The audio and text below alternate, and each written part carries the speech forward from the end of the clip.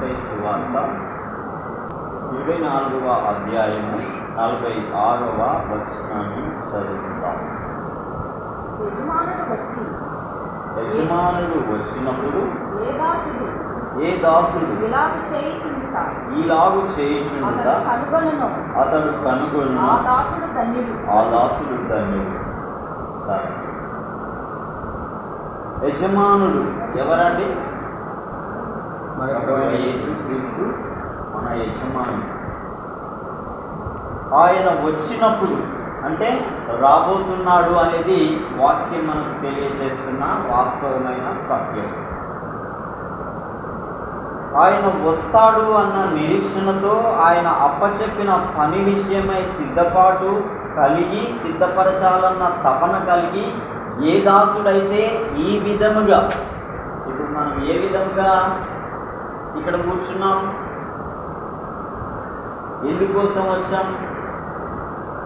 ఇక్కడ అదే ఇలాగు చేయుచుండుట అతడు ఎవరు? మన ప్రభు అయిన యేసుక్రీస్తు కనుగొనునో ఆ దాసుడు ధన్యుడు. ఇవాళ చాలా ప్రాంతాల్లో వారి కడుపు నిండితే చాలన్నట్లు, వాళ్ళ మెప్పు కోరి ఆహా ఓహో అన్నట్లుగా మాట్లాడే సందర్భాలు, జనాలనేదో పోగేసుకొని మేము అది చేస్తున్నాం ఇది చేస్తున్నాం, మీరు ఇంత ఇవ్వండి మీరు అంత ఇవ్వండి అని ఏదో కల్పనా కథలు చెప్పుకుంటూ కాలం వెళ్ళబుచ్చుకుంటూ దేవుని గూర్చిన వాస్తవమైన ఉద్దేశాన్ని మరచి దేవుని రాజ్యమును గూర్చిన ఆ ఆలోచన ప్రజల్లో వినిపించాల్సిన వారి యొక్క బాధ్యతలు వారు విస్మరిస్తూ వారి స్వయిచ్ఛలో నుండి పుట్టిన ఆ యొక్క ఆశలు దురాశలను నెరవేర్చుకోవడానికి నేటి క్రీస్తు దాసులు అని పేరు చెప్పుకుంటున్న వారు లోకమందు ఎన్నో విధాలుగా మనకి కనబడుతున్నారు. అవునా?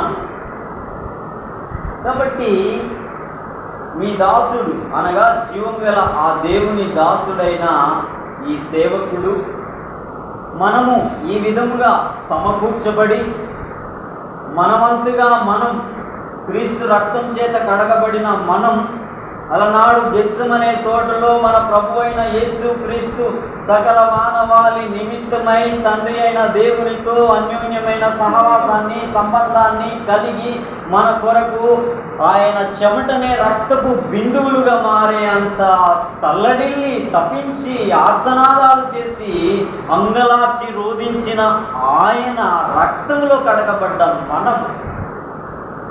మనం కూడా కొందరి క్షేమాభివృద్ధి కొరకు, మన ఆత్మీయ ఎదుగుదల కొరకు, మన బిడ్డలు దేవుని వైపు తిరుగు నిమిత్తము, మన ప్రాంతంలోని ప్రజలు వారు ఏది సత్యమో ఏది అసత్యమో, ఏది దైవమో ఏది దయ్యమో ఎరుగు నిమిత్తమై మనము మన ప్రభువు యొద్దకి చేరి ఆ ప్రభువు సహాయార్థమై ఆ ప్రభువు నామమందు ఒక సహవాసముగా చేరుదాము అని మిమ్మల్ని ఎంతో కాలం నుంచి పురికొల్పుతూ ఉన్న సందర్భాన్ని బట్టి మీరు ఈ విధంగా సమకూర్చబడ్డారు. కొన్ని సందర్భాల్లో రాలేని వారిగా ఉన్నారు. ఒకసారి ఆలోచించండి, ఈ దాసునికి ఉన్న ఆ తపన దేని విషయమై ఉన్నది? మీరిచ్చే దాని మీదనా? మీరు దేవుని ఎదుట ఒక వజ్రం యొక్క గుణం ఏంటంటే ఏ కోణంలో నుంచైనా తన వెలుగును, ఆకాశం నుంచి వచ్చే ఆ వెలుగును వజ్రం అనేది దాచుకోదంట, అది వెదజల్లుతూ ఉంటుందంట. పరలోకము నుండి వచ్చిన ఆ యొక్క ప్రత్యక్షమైన ఆ యొక్క దర్శనానికి లోబడి ఆయన వెలుగు ఈయనలో నుండి మీ మీద ప్రకాశించి మీలోని వెలుగు సకల జనముల మీద ప్రకాశించాలన్న తపనతో దేవుని పాదాల యొద్ద సమకూర్చటానికి మిమ్మల్ని పురికొల్పుతూ ఇంటింటికి వచ్చి చెప్పిన సందర్భాలు ఉండొచ్చు, లేదా సంఘంలో నిలవబడి మనం ఇలా చేద్దామని చెప్పి ఉండవచ్చు.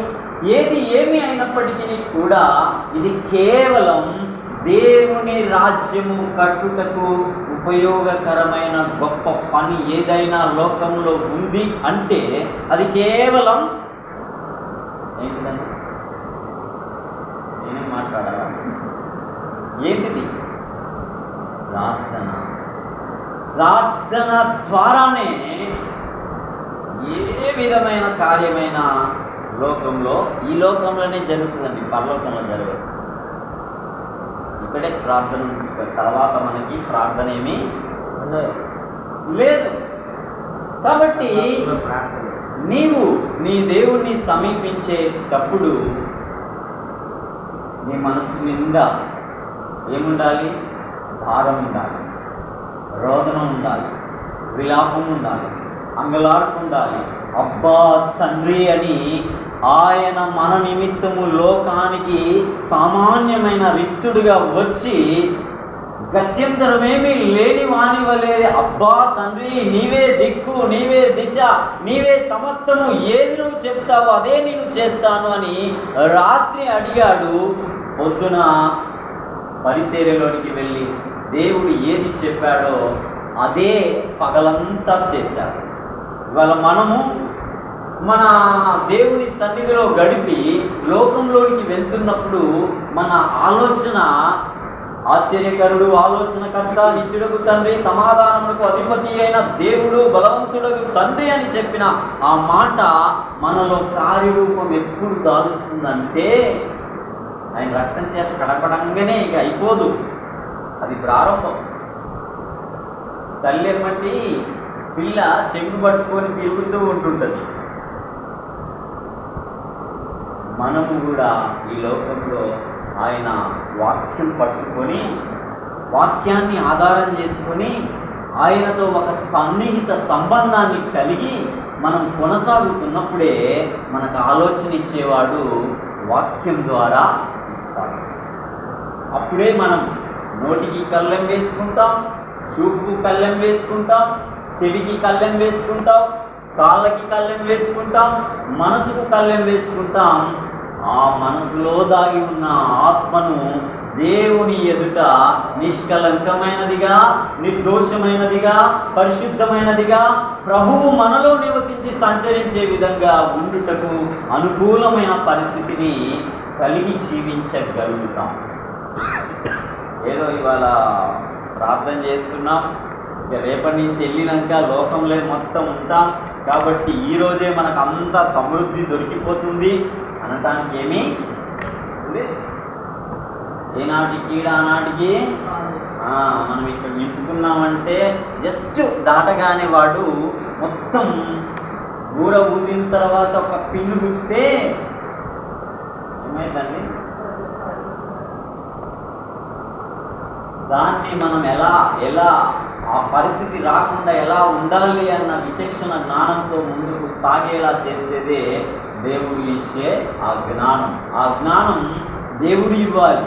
దేవుని వాక్యంలో ఒక దగ్గర అంటాడు, ఈ లోక జ్ఞానం అంతా దయ్యముల జ్ఞానం అంటాడు.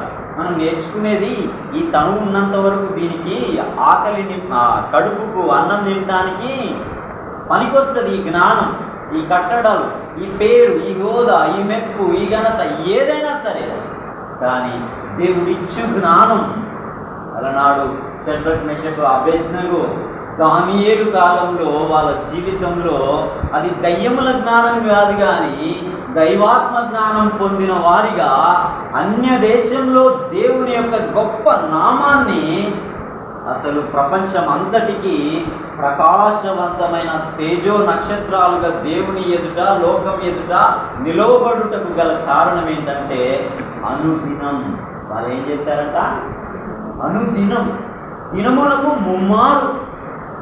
ఇది దానియేలు ఒక్కడే భక్తుడు కాబట్టి దానియేలు ఒక్కడే చేయాలంటారా? చెప్పండి.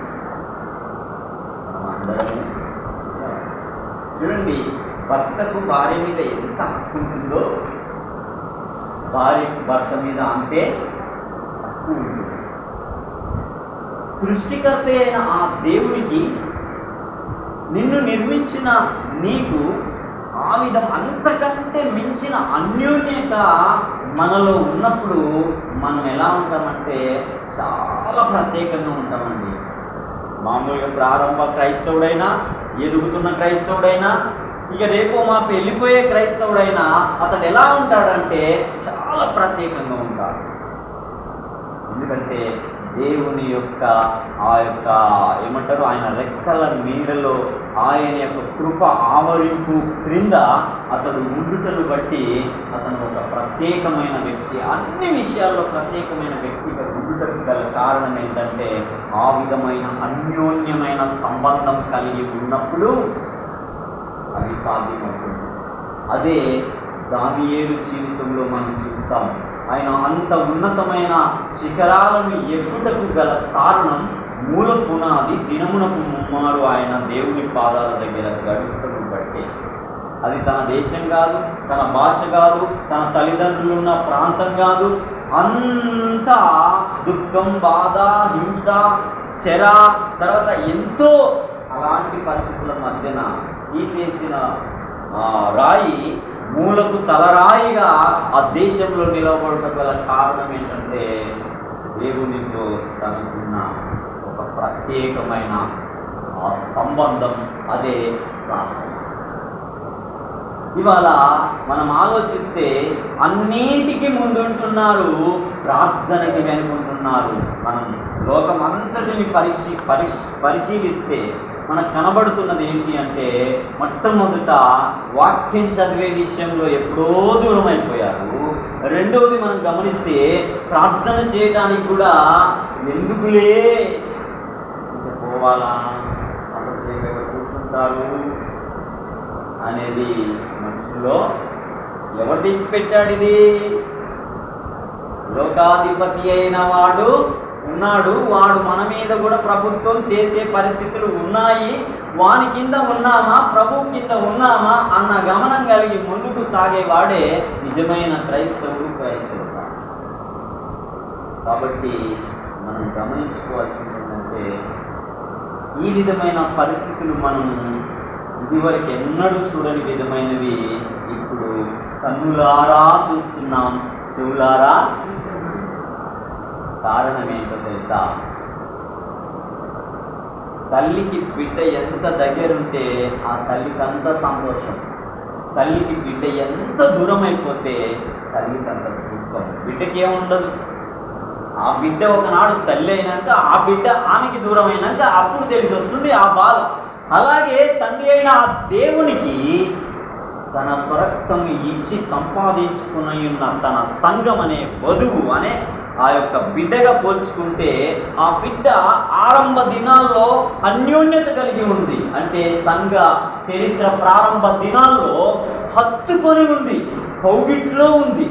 ఆయన కోసం శ్రమ అయినా, కష్టమైనా, నింద అయినా, హింస అయినా, బాధ అయినా, రంభములతో పోయబడిన తర్వాత దిగంబరత్వంతో తనను చెరిపివేస్తున్న దేవుని నిమిత్తం అలా నిలబడిపోయారు.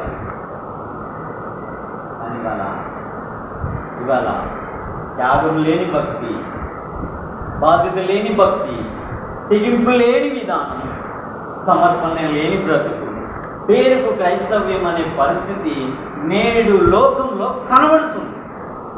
దీనిని వాక్యంలో ఇప్పటి భక్తుల భక్తి గడ్డితో పోల్చబడుతుందంట. అందుకే చాలా త్వరిత గతిని పెరిగిపోతుంది. గడ్డి ఎంత తొందరగా పెరుగుతుందండి చెప్పాలి? గడ్డి తొందరగా పెరుగుతుందా? విలువైన మహావృక్షం తొందరగా పెరుగుతుంది. 1,00,000 రూపాయల మొక్క అది ఎన్నో సంవత్సరాలకు పెరిగితే కోట్ల రూపాయల విలువ వస్తుంది. అదే గడ్డి నాకు డబ్బులు ఇవ్వకుండా పెరిగిపోతుంది. మన సంఘాల్లో గడ్డిలాగా పెరిగిపోతుంది. ఉదయమందు పచ్చగా ఉంది, సాయంకాలం చూసే వరకు అది ఆరిపోయిన స్థితిలో నేటి భక్తి విధానపు పరిస్థితులు కనబడుతుండడం మనం చూస్తూ ఉన్నాం. గుర్తుపెట్టుకోండి, అక్కడ అంతమంది, ఇక్కడ ఇంతమంది, ఆయన అలా చేస్తున్నాడు, ఈయన ఇలా చేస్తున్నాడు అంటే వాక్యానుసారంగా లేని ఏ సేవకుడైనా వాడు సేవకుడే కాదు. వాక్యానుసారంగా వాక్యాన్ని బోధించే బోధ దగ్గర నిలవబడే 10 మంది ఆత్మలైనా అవి దేవుని ఎదుట ఒక వజ్రంలాగా ప్రకాశించే జ్యోతుల్లాగా దేవుని కనుసందుల్లో ఆనందాన్ని నింపేదిగా ఉండేది ఎక్కడ అంటే, అందుకే అంటాడు, ఎక్కడ నా నామమున ఏం చెప్పాను, ఎక్కడ 100 మంది కూడుతారో, ఎక్కడ 1,00,000 మంది కూడుతారో ఇక్కడే నేను ఉంటాను అని మన ప్రభు చెప్పాడా? ఏం చెప్పాడు? 2, 3 అంటే భార్య, భర్త, తనకున్న బిడ్డ కానీ కొడుకు కానీ. కుటుంబంలో వాళ్ళ దేవుని బిడ్డలైతే ప్రార్థన చేసుకోవడానికి లేదా మాట్లాడుతున్నారంటే దేవుడి గురించి, అక్కడ దేవుడు ఉన్నాడు. అదే సంఘం. అర్థమైందా? మనం అందరం కూడుకున్నది ఇది సంఘమే. మన ఇంట్లో దేవుని గూర్చి మాట్లాడుతున్నప్పుడు దేవునితో మనం దేవుని గూర్చిన సంగతులు మనం ఒకరికొకరు చర్చించుకుంటున్నప్పుడైనా అక్కడ కూడా ఆయన సన్నిధి ఉంటుందా? ఆయన సన్నిధి, ఆయన ఆత్మ సంచారం కలిగిన వాడై మన మధ్యలో ఉండేవాడిగా. కాబట్టి మనం గుర్తుపెట్టుకోవాల్సింది ఏంటి అంటే, నేటి దినాల్లో ఈ విధమైన సహవాసం దేవుని రాజ్య విస్తరణ కొరకు, సంఘ క్షేమాభివృద్ధి కొరకు, అనేక ఆత్మలు ఆయన వైపు ఆకర్షింపబడుట కొరకు, ఆయన చిందించిన ఆ రక్తంలో వారి పాపములు ఒప్పింపబడుటకు ఆర్తనాదం చేసే ఒక సహవాసమే క్రీస్తు సార్వత్రిక సంఘంలో ఒక భాగమై. యజమానుడు వచ్చినప్పుడు ఏ దాసుడు ఇలాగున, గుర్తుపెట్టుకోండి, మీరు ఎప్పటికి గుర్తుపెట్టుకోవాలి, ఇలాగు చేయుచుండుట అతడు ఎవరు? నా యొక్క రక్షకుడైన ఆ ప్రభు కనుగొనును, ఆ దాసుడు ధన్యుడు. మనం 2వ మాటలోకి వెళ్దాం. చూడండి, లూకా సువార్త 12వ అధ్యాయం 37వ వచనం.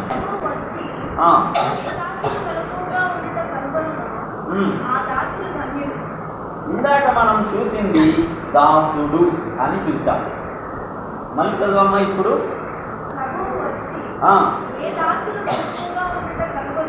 అక్కడ పర్టికులర్గా ఏం చెప్తుందండి?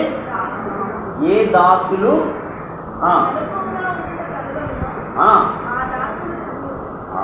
ఇప్పుడు ఒకటి సేవకుడిగా మనం చూస్తున్నాం, రెండవది ఎవరిని చూస్తున్నాం? దాసులు. కాబట్టి ఇక్కడ ఈ విషయంలో కూడా చెప్తున్న విషయం ఏంటి అని మనం ఆలోచిస్తే, ప్రభువు వచ్చి ఏ దాసులు మెలకువగా ఉండుట. ఇందాకనేమో మనం చూసింది సహవాసంగా. రెండోది, సహవాసంగా ఉన్న వాళ్ళలో ఇప్పుడు ఏం కావాలని కోరుకుంటున్నాడు? ఎవరిలో ఏం కావాలని కోరుకుంటున్నాడు అంటే, సహవాసంగా సమకూర్చబడిన ఈ గుంపులో ఏముండాలి అంటే మెలకువ అనేది ఉండాలి. ఇప్పుడు మనము ఏ విషయాల్లో మెలకువ కలిగి ఉంటున్నాం? సంపాదించే విషయంలో చాలా మెలకు ఉంది. బిడ్డ పెళ్ళెట్ట చేయాలనో, మనవరాలి గురుడు ఎలా చేయాలనో, భర్తను ఎట్లా సంతోష పెట్టాలనో, పిల్లలకి భవిష్యత్తు కోసం ఎలాంటి ప్రణాళికలు వేయాలో, ఇవన్నింటి విషయంలో మెలకువ ఉన్నది. కానీ ఇప్పుడు ఈ సహవాసంగా కూడినప్పుడు మనము దేవుని పని నిమిత్తం, దేవునితో మాట్లాడే నిమిత్తం, దేవుని సన్నిధిని ప్రార్థించడానికి కూర్చున్నాం. దేవుని ఆవరణంలో మనం ఉన్నాము అన్న గమనం కలిగిన మెలకువ అనేది చాలా మందిలో. ఇప్పుడు మీ మనుషులు ఇక్కడనే ఉన్నారు, కానీ మీ మనసులు ఎక్కడ ఉన్నాయి చెప్పాలి. మీరు మనుషులు ఇక్కడే ఉన్నారు, మీ మనసులు ఎక్కడెక్కడెక్కడెక్కడ ప్రయాణం చేసుకుంటూ ఊహాగానాల్లో తేలిపోతూ, అయ్యో ఏంటి ఇంతసేపా ఏంటి అని ఇలా ఇలా ఇలా చెప్పుకుంటూ వెళ్తే అది ఎలా ఉంది? మెలకువ కలిగి, ఆయన పనిలో ఈ కొంత సమయం నేను ఖచ్చితంగా గడపాలి అన్న అలర్ట్గా, అంటే ఆ యొక్క యాక్టివిటీ కలిగి ఏమైనా మనం ఉంటున్నామా అనేది కూడా ఒకసారి చూసుకోవాలి. కాదంటారా? చెప్పరేంటి? ఈ మెలకు ఉందా? అమ్మో భర్త ఏమంటాడు, మళ్ళా మా కొడుకు పొద్దున లేచి టిఫిన్కి, ఆ తర్వాత మనుషులు ఈయనే ఉన్నా మనసు మాత్రం ఏదో ఒక తలంపు మీదకి వెళ్ళిపోతుంది. అది కూడా సరి. నీ చేతికి వచ్చిన ఏ పని అయినను శక్తి లోపం లేకుండా చేయాలి. ఇది లోకపరంగా మనం ఆలోచిస్తే శక్తి లోపం లేకుండా చేసే ఆ యొక్క పనివాన్ని ఎలా గుర్తిస్తారంటే చాలా మంచివాడండి అని లోకంలో మంచి పేరు వస్తుంది. అతడు మామూలు వాళ్ళ మధ్యన ఉండడంట, రాజుల యొద్ద ఉంటాడంట. అలాంటి వాడు. అట్ ది సేమ్ టైం దేవుని సన్నిధికి మనం వచ్చినప్పుడు, మనం అలాగూ ప్రార్థన చేస్తున్నప్పుడు సేవకులు, మీ సేవకులైనా ఇంకెవరైనా సేవకులు వచ్చినప్పుడు మిమ్మల్ని జస్ట్ చూడకుండా కూడా మిమ్మల్ని అబ్జర్వ్ చేస్తూ ఉంటారు. ఆత్మకే తెలుస్తూ ఉంటుంది సిచ్యువేషన్ ఏంటి, వీరి పరితాపం, వీరి భారం, వీరి ఆసక్తి, వీరి పట్టుదల, వీరికి దేవుని యొక్క రాజ్యమును గూర్చిన ఆ పని విషయమైన ఆసక్తి ఎంతగా ఉన్నది అనేసి మీ ద్వారా సేవకుడు కూడా నేర్చుకుంటాడు. సేవకుడి ద్వారా మీరు కూడా నేర్చుకుంటారు. ఎందుకంటే నేర్పేవాడు దేవుడు కాబట్టి అందరూ నేర్చుకునేవారిగా ఇక్కడ ఉండే అవకాశం ఉంటుంది. ఎప్పుడు మనం మెలకువ కలిగి దేవుని సన్నిధి అన్న గమనం కలిగి ముందుకు సాగుతున్నప్పుడు ఇది జరిగే క్రియ. ఇంకొకసారి మనం ముందుకు వెళ్దాం. చూడండి, మత్తయి సువార్త 26వ అధ్యాయము 41వ వచనము చూడండి. ఇప్పుడు ఏ విషయంలో? లోకంలోనికి వెళ్తున్నప్పుడు, ఇంట్లో ఉన్నప్పుడు, బయట ఉన్నప్పుడు, సమాజంలో ఉన్నప్పుడు, తర్వాత ఇంకా ఇంకా మీ పనుల్లో ఉన్నప్పుడు ప్రవేశించకుండునట్లు ఏం చేయాలంట? ఇప్పుడు మెలకువ అనేది ఇప్పుడు సంఘంలో కాదు. ఇది ఈ మెలకువ ఎక్కడా? నీ ఇంట్లో. అందుకే మత్తయి సువార్త 6వ అధ్యాయం 6వ వచనంలో రహస్యమందు చూసి నీ తండ్రికి నీవు ప్రార్థన చేయాలి. అది ఎప్పుడు? ప్రతిరోజు. దేవునికి దశమ భాగం నీవు నీ జీవితంలో రోజు ఇస్తున్నావా? రోజు అంటే నీ డబ్బు కాదు, దేవునికి కావాల్సింది నీ మనసులో దేవునికి దశమ భాగం. రోజుకు 24 గంటలు అయితే దగ్గర దాన్ని డివైడెడ్ బై చేస్తే 2 గంటల 45 నిమిషాలు ఇంకా కొంచెం అటు ఇటు అన్నట్టుగా వచ్చే అవకాశం ఉంది. దేవుడు నీకు 24 గంటలు ఇస్తే ఆ 24 గంటల్లో దశమ భాగం 2 గంటల 40-45 నిమిషాలు ఇవి నీ దేవునితో నువ్వు గడిపే ప్రాముఖ్యమైన సమయం. ఇలాగు ఏ క్రైస్తవుడు, ఏ క్రైస్తవురాలు, ఏ సేవకుడు, ఏ సేవకురాలు ఇలాగు చేసినట్లుగా ఉంటే, ఎందుకంటే సంఘ చరిత్ర ఆరంభం నుంచి తదనంతరం ఎన్నో కాలాలు కొనసాగుతున్న ఆ పరిస్థితుల మధ్యన అలాగూ చేసిన వారు అసలు చెప్పాలంటే రాజ్యాలని దేవుని కొరకు సంపాదించిన వారిగా ఉన్నారు. ఇవాళ మనం ఊరి కోసం ఇవాళ కంకణం కట్టుకొని ప్రార్థన చేశాం, మళ్ళీ నెల తర్వాతకి వచ్చి ఇదే ఆ ప్రభావం మళ్ళీ ఇంట్లో ఉంది. చూడండి, బండి ట్రైన్ స్టార్ట్ అయినప్పుడు చిన్న స్టార్ట్ అవుతుంది, స్పీడ్ అయినాక ఎంత స్పీడ్ వెళ్తుంది. ఇప్పుడు స్పీడ్కి వెళ్తున్నావు. ఈరోజు ఒక స్టాప్ వచ్చింది, ఆగిపోయినాక అది మూవ్ అయ్యి మళ్ళీ స్పీడ్ అందుకోవాలంటే ఎంత టైం పడుతుంది? అదే కంటిన్యూషన్, ఎక్కడ స్టాప్ లేదు. డైలీ నువ్వు ఎక్కడికి? నీ రాజు దగ్గరికి వెళ్ళే పర్యంతం ప్రతి దినం అదే స్పీడ్లో నువ్వు వెళ్తూ ఉండు. నేను ఎవడన్నా అడ్డుకుంటాడా? అడ్డుకుంటే ఆడుతాస్తాడు కదండి. నీ ప్రభావం నీ భర్త మీద పడుతుంది, నీ పిల్లల మీద పడుతుంది, ఆ కుటుంబం ప్రభావం పక్కింటి మీద పడుతుంది, దాని ప్రభావం చుట్టూ నిప్పు ఏమంటారండి అడవినంతా తగలబెట్టినట్టుగా దానికంటే మించిన ప్రభావం ఇందులో ఉంటుంది. మనం ఈ విధమైన ప్రయాణంలో సాగి వెళ్తున్నాం. 200 సంవత్సరాల క్రితం అమెరికా దేశంలో ఒక 2 యవనస్తులు ప్రారంభం చేసిరంట. ఇలాగా రోజు చేశారంట. ఆ తర్వాత అసలు దేవుని అగ్ని వాళ్ళ మీదకి దిగి వచ్చిన ఆ పరిస్థితి చుట్టూన్న వాళ్ళు చూసి 2 పోయి 4 పోయి 10 మంది పోయి 50 మంది పోయి 100 మంది, అక్కడి నుంచి అసలు చాలా ప్రాంతాల్లో ఉజ్జీవపు జ్వాలలు రగిలాయంట. ఇవాళ మనం దేవుని రాజ్యం కట్టడానికి బదులు మన మనసులో ఎన్నో ఊహాగానాల్లో తేలిపోతూ ఇలా ఉండాలి అలా ఉండాలి అనుకుంటావు. అసలు నువ్వు ఎలాగ ఉండకుండా అయిపోయే పరిస్థితిలోకి వెళ్ళిపోయే పరిస్థితి అవుతుంది. ఒకటి, ప్రభువా నీ చిత్తానుసారంగా నన్ను నడుపు, ఇదిగో నీ రాజ్యం వచ్చినట్లు, ఇదిగో నా వంతు నీ పని చేస్తున్నా, నీ చిత్తం జరిగించు అని నువ్వు అడగడం ప్రారంభిస్తే మత్తయి సువార్త 6వ అధ్యాయం 33వ వచనము 32వ వచనంలో ఒక మాట ఉంటుంది. ఏమని? నా నీతిని రాజ్యాన్ని మీరు వెతికినప్పుడు మీకు ఏవి కావాలో అవి నేను తప్పకుండా ఇస్తాడు ఆయన. ఎందుకో తెలుసా? మాట వినే బిడ్డకి తల్లి ఏదన్నా తక్కువ చేస్తుందా? మాట వినే కొడుక్కి తండ్రి ఏదైనా తక్కువ చేస్తాడా? వాడు వృక్షం తొక్కేటోడైనా సరే వాడిని కడుపు కట్టుకునైనా నా బిడ్డ ఆకలి తీర్చాలనేసి ఎవరైనా ఇస్తే అది సంచిలో పెట్టుకొని తెచ్చి బిడ్డలకి ఇచ్చేవాడు తండ్రి. అదంటారా? మన దేవుడు అంతకంటే గొప్పవాడు.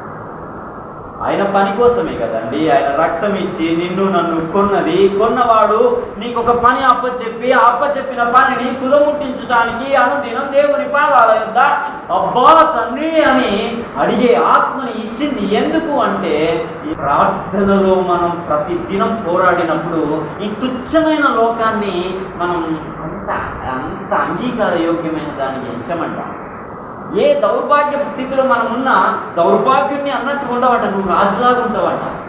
చూడండి, చాలా మంది అప్పులు పడి తిప్పులు పడుతున్నారు. ఎందుకంటే దురాశ గర్భం ధరించి పాపం కరగా పాపం పరిపక్వమై మరణము కనెను. ఈ మరణం ఏంటి అని అంటే అప్పుల రూపకంగా కావచ్చు, ఏదైనా దేవుడు ఏమన్నాడు?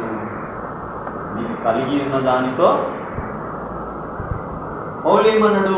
మొదటి శతాబ్దపు ఆ కాలంలోనే తన తండ్రికి 100 కోట్ల ఆస్తి కలిగిన ధనవంతుడంట ఆయన అంత పెంటతో సమంగా ఎంచి దేవుని వైపు తిరిగినప్పుడు ఆయన ఒక వస్త్రంతో బతికిన సందర్భాలున్నాయి, కడుపు గాలిన సందర్భాలున్నాయి. అలా చూసుకుంటూ వెళ్తే ఆయన అంటాడు ఒక మాట, నేను నాకు కలిగి ఉన్న దానితో తృప్తి పడ నేర్చుకున్నాను అంటున్నాను. ధనవంతుడైన వాడు దరిద్రతను అనుభవించడానికి ఉన్నదానితో తృప్తి పడటానికి నేర్చుకుంటే మనం ఏం చేస్తున్నాం ఇవాళ? చెప్పాలి మనది ఈ లోకం కాదు, ఈ లోకం మనది కాదన్నట్టుగా బ్రతికిన వాడు అప్పులు చేయడు, ఉన్నదానితో తృప్తి పడతాడు, నలుగురికి మాదిరిగా ఉంటాడు. అరే ఉంటే వాన్లాగా బతకాలరా, ఇదిరా అసలు శిశులమైన భక్తి అని చెప్పుకొనదగిన వ్యక్తిగా అన్ని విషయాల్లో ఇది నేర్పేది మనకి దేవుని వాక్యం. కాబట్టి మనం ఆ శోధనలో పడుతున్నాం. ఎన్ని సందర్భాల్లో ఎందరం పడట్లేదు, పడుతున్నాం లేస్తున్నాం. ఇదే పరిస్థితి కారణం ఏంటంటే మనం దినదిన చర్యలో దేవునికి ఇవ్వాల్సిన ఆ సమయాన్ని ఇచ్చే విషయంలో దొంగిలిస్తున్న వారుగా దొంగలంగా మిగిలే పరిస్థితి లేఖన భాగంలో మనం చూస్తే అర్థమవుతుంది. మనము ఇంకొక మాట చూస్తూ లూకాసు వార్త 12వ అధ్యాయం 40వ వచనం. మీరు అనుకొనని గడియలో మనుష్య కుమారుడు వచ్చును గనుక మీరును సిద్ధముగా ఉండాలని చెప్పారు. ఇప్పుడు ఇది ఏంటంట? ఫస్ట్ది సహవాసం, రెండవది ప్రార్థన, మూడవది సిద్ధపాటు. దేనికి సిద్ధపాటు? ప్రభు ఎప్పుడు వచ్చునో ఇక్కడ ఆ మాట చదవండి. మీరు అంటే నువ్వు అనుకోనని గడియలో, నేను అనుకోనని గడియలో ఏ విధంగా వస్తాడు? ఆయన మేఘారూఢుడై వస్తాడనేదేనా అక్కడ మనం చూసుకోవాల్సింది కాదు. అది ఒక విషయంలో నిజమే, కానీ ఆయన రాకడకు ముందు మన పోకడ ఎప్పుడో మనకు తెలియదు. చూడండి, అరబ్ కంట్రీలో సంవత్సరం కొట్టే వర్షం ఒకరోజు కొట్టిందంట. జపాన్లో 2 నెలలు కొట్టేది ఒక 4-5 గంటల్లో కొట్టిందంట. రష్యాలో వర్షం వచ్చి ఇలాంటి స్లాబ్లన్నీ మునిగిపోయి చాలామంది చచ్చిపోయారంట. ఆ తర్వాత కాశీలో ఆ పర్వతాలు కూలి అప్పటికప్పుడు క్లౌడ్ బర్స్ట్ జరిగి ఆ తర్వాత ఎక్కడికి వచ్చింది? మొన్న వయనాడ్ కేరళ రాష్ట్రంలోకి వచ్చింది. జస్ట్ ఒక వారం 10 రోజుల కింద ఎక్కడికి వచ్చింది? ఇందాక ఎక్కడో దేశంలో అంత దూరం అనుకున్నాం. తర్వాత నిదానంగా తినంగా చాప కింద నీరులాగా మన పక్కకే అందులో ఎంతమంది పోయారు? అట్ ది సేమ్ టైం అనుకోనని గడియలు, నువ్వు అనుకో నాకేంటి నేను మంచిగా ఉన్నాను అనుకుంటావు. నీవు అనుకోనని గడియలో ఏమొస్తుందో, ఎటు నుంచి వస్తుందో, ఏమైపోతుందో ఆ టైంకి నువ్వు రెడీగా ఉంటేనే ఎలా చచ్చినా దేవుని దగ్గరికి వెళ్తావు. అది ఎలా రెడీగా ఉంటేనే. రెడీగా లేకపోతే గుళ్ళు కుతంత్రాలు, మత్సరములు, సనుగులు, గునుగులు, తర్వాత కోపం, ఇలాంటివి పగ ప్రతీకారాలు సంథింగ్ ఇంకా ఏవైనా మనలో పెట్టుకొని ఒకవేళ అలాగా మనం వెళ్ళిపోతే మనకి ఏ రాజ్యం అండి చెప్పాలి? ఏ రాజ్యం? నరక రాజ్యం దొరుకుతుంది. ఆడే మనల్ని ఏలే అధిపతిగా ఉంటాడు అక్కడ. కాబట్టి మీరు అనుకోనని గడియ ఈ ఊర్లో కానీ పక్క ఊర్లో కానీ చుట్టుపక్కల ప్రాంతాలు, అరే నిన్న ఉండే కానీ తమ్ముడు ఏమయ్యాడు, చచ్చిపోయాడా, అయ్యో నిన్న మాట్లాడినాను నేను, అన్న మంచిదన్నా, హలో చచ్చిపోయాను, అరే ఇప్పుడేరా నాతో మాట్లాడిండు కాదా? చెప్పండి కాదా? మన జీవితం కూడా వాళ్ళ గురించి మనం చెప్పుకుంటున్నాం. ఒకరోజు నా గురించి, మీ గురించి, ఇంకొకరు చెప్పుకునే రోజు రాబోతుంది. అలాంటి దినాల్లో మనం అయితే ఎప్పటికప్పుడు మీరు సిద్ధపాటు కలిగి ఉండేవారిగా ఉంటే, మత్తయి సువార్త 25వ అధ్యాయంలో తీయొద్దు. 10 మంది బుద్ధిగల కన్యకలు, 5గురు సిద్ధపడ్డారు, 5గురు సిద్ధలో నూనె పెట్టుకోలేదు. 5గురు నూనె అంటే దేవుని వాక్యం, ఆ వాక్యం చేత నింపుతున్నారు. ఆ వాక్యం నిండినప్పుడు నోరు ఏం చేస్తుందంటే దేవుని వైపు అబ్బా తండ్రి అని అంగలాస్తుంది. ఇది లేనప్పుడు మనం అది చేయలేము. ఇది మనలో నిండితే మన నోరు దేవుని గురించి పలుకుతుంది. ఇది లేని స్థలంలో లోకం ఉంటుంది. లోకమును బట్టి లోకం సంబంధమైన వాటిని గురించి ఆలోచన ఉంటుంది. అప్పుడు దాని చేత మనం నింపబడితే మనం ఏది ఐగుప్తు నుంచి అయితే వచ్చాం కానీ అంత ఐగుప్తు హృదయంలోనే ఉంది అన్నట్టుగా వాళ్ళు అరణ్యంలో రాలిపోయినట్టు మనం ఆయన రాకడలో రాలిపోయే వారంగా ఉండకుండాన్నట్లు జాగ్రత్త పడి బుద్ధిగల కన్యకల వలె మీ దివిటీలు అనగా హృదయాల్లో దేవుని యొక్క వాక్యాన్ని నింపుకొని దేవుని మహిమ కొరకు సిద్ధపడి దేవుని రాజ్య వ్యాప్తి కొరకు మేమంతగా మీరు ప్రయాసపడి దేవుని ఎదుట నా బిడ్డ రా, లోకం పుట్టినది మొదలుకొని ఇప్పటి వరకు మీ కొరకు సిద్ధపరిచిన ఈ రాజ్యము స్వతంత్రించుకో అని చెప్పేటట్టుగా దేవుడు తన మాటను మనం ఇంటికి